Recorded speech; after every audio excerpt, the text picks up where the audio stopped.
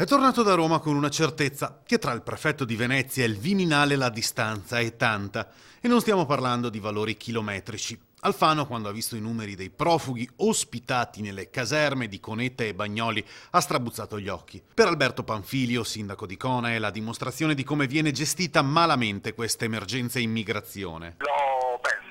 L'ho letta nell'espressione del ministro nel momento in cui gli è stata portata la cartellina, famosa cartellina, dove ha percepito immediatamente che in queste modalità qui non si può fare accoglienza e il territorio soffre e dunque bisogna trovare delle soluzioni, anche perché un politico legge la questione anche in maniera diversa.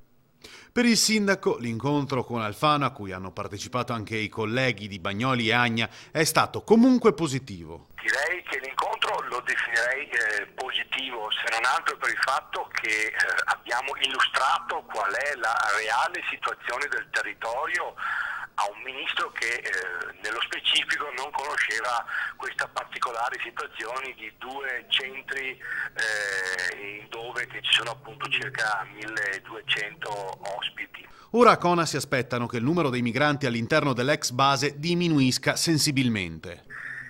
Io vorrei che questo succedesse, non vogliamo diventare un luogo dove comunque ce ne saranno sempre, perché quando arrivano intanto li mandiamo a Cona, io parlo per la provincia di Venezia, e poi si vedrà. Questo non è una modalità, abbiamo trasformato delle persone che erano assolutamente ospitali in persone oggi che patiscono ovviamente l'impatto che possono dare questi centri.